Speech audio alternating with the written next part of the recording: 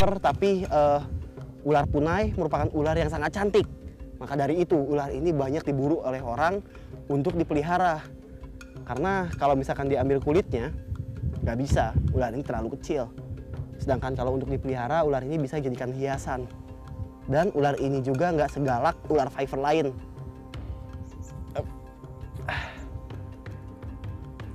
Coba sekarang, saya akan coba untuk tangkap bagian belakang mulutnya.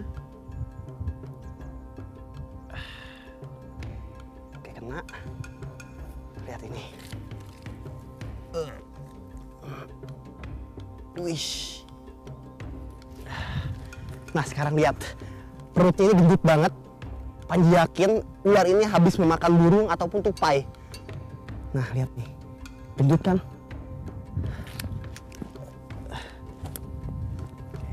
Sekarang kita lihat bagian giginya. Wih. Wah, panjang banget giginya. Lihat ini. Wah, dia nggak ngerasa nyaman.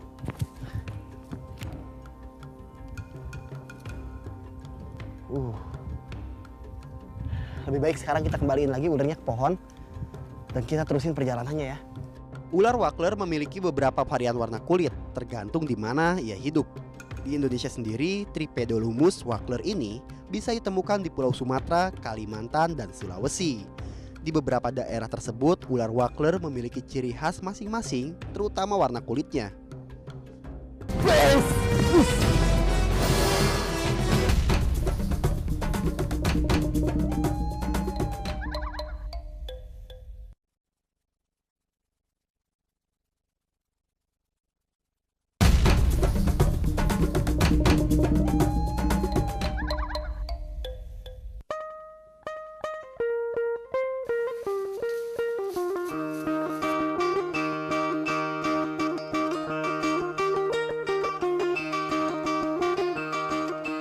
Air menjadi faktor penting bagi para petani di sini.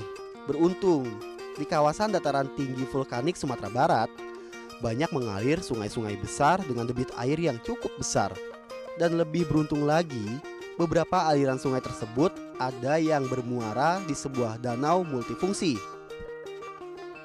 Berjalan menyusuri pematang sawah ini bisa mengantarkan saya ke tepian Danau Singkarak yang cukup terkenal dan merupakan danau terluas kedua di Pulau Sumatera.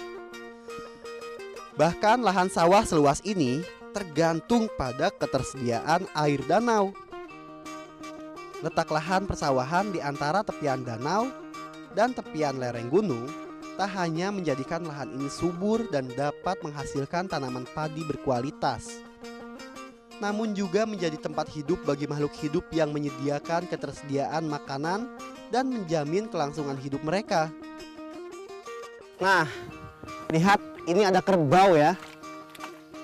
Kerbau ini 2 ekor, 1 induknya dan 1 lagi kerbau yang masih kecil, yaitu kerbau anaknya. Di Sumatera Barat, kerbau merupakan satwa yang menjadi ikon ya di sini. Karena tanduk kerbau itu menjadi lambang kebanggaannya daerah Sumatera Barat. Lihat, kerbau ini memiliki kebiasaan yang selalu berkubang.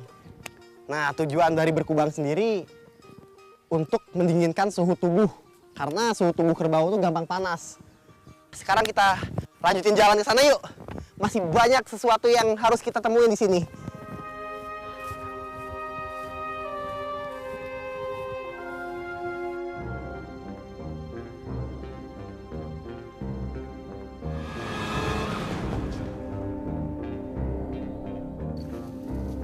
Ular.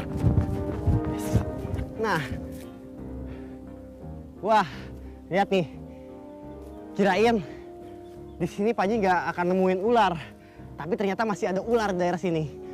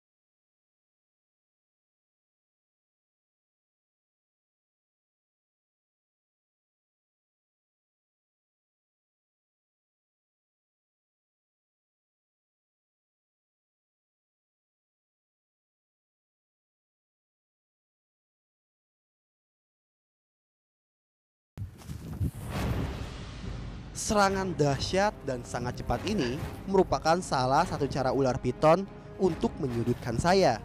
Selain serangannya yang mematikan, Piton reticulatus juga sering memanfaatkan tubuhnya yang ramping dan panjang untuk melilit lawannya yang sudah tak berdaya.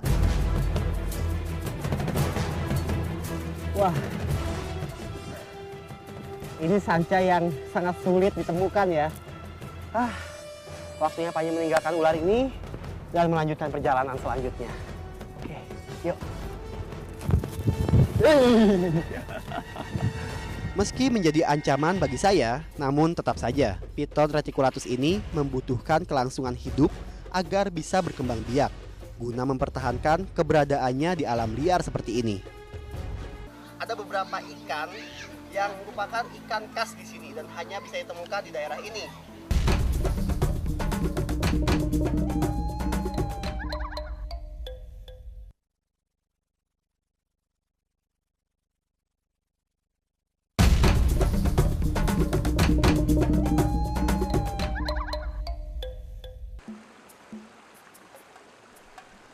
Danau Singkarak memang merupakan danau multifungsi.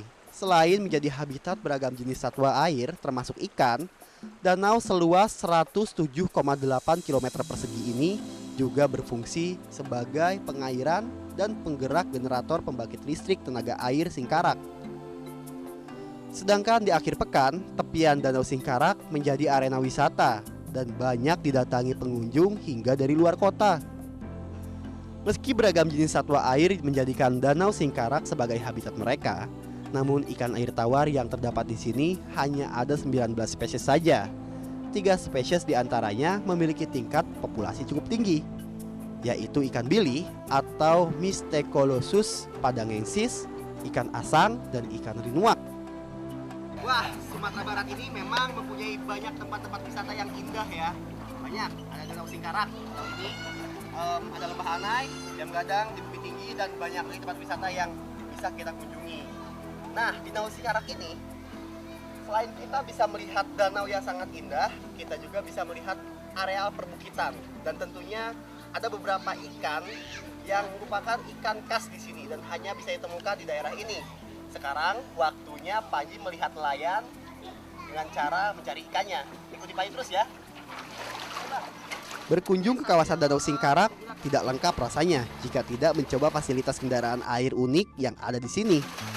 Dengan cara mengayuh kendaraan air ini, saya bisa berkeliling di sekitar Danau Singkarak sambil menikmati keindahan alam dan kehidupan ikan.